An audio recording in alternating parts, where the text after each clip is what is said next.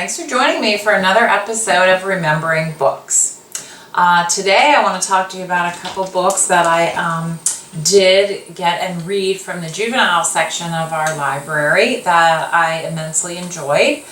The first one is The Girl Who Drank the Moon.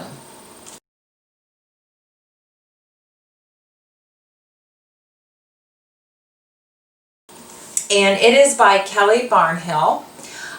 It also won the John Newbery medal.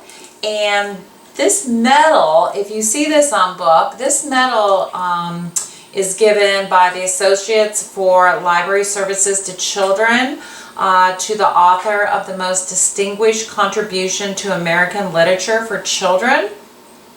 And the other book I'm going to talk about today also is a recipient of the award.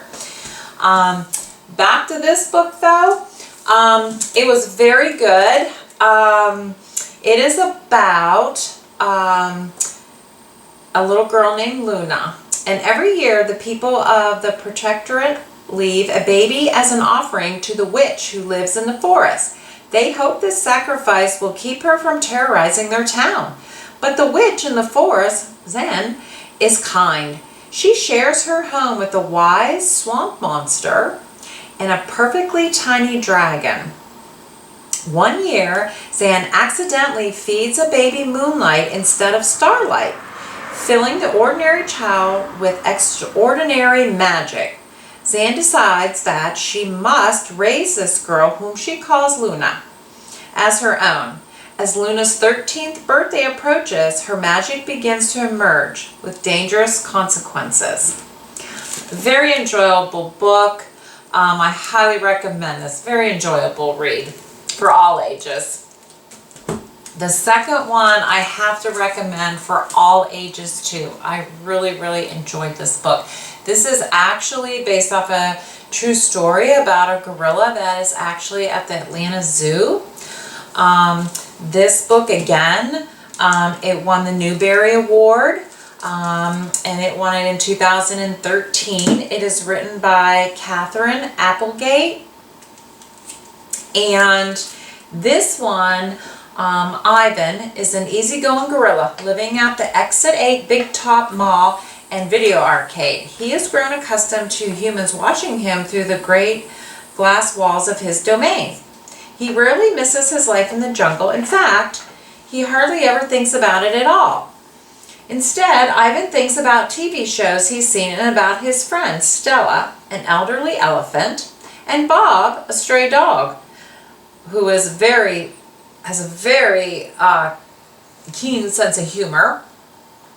But mostly Ivan thinks about art and how to capture the taste of a mango or the sound of leaves with color and a well-placed line. Then he meets Ruby, a baby elephant, taken from her family, and she makes Ivan see their home and his art through new eyes. When Ruby arrives, change comes with her, and it's up to Ivan to make it a change for the better.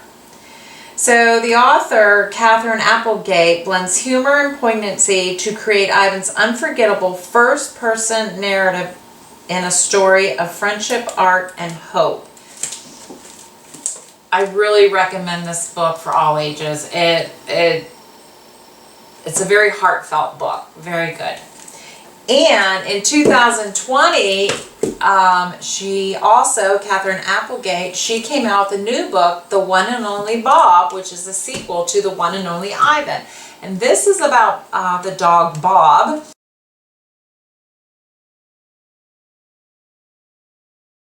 Who I said has a real sense of humor. And this is set when a hurricane hits. Bob sets out on a dangerous journey in search of his long-lost sister with the aid of Ivan and Ruby. So I think you're going to enjoy this book too. So I hope I've spiked your interest in going out of your regular genre and trying out some of our other books in the library. So again, I highly recommend The One and Only Ivan, The One and Only Bob, and The Girl Who Drank the Moon. Bye-bye.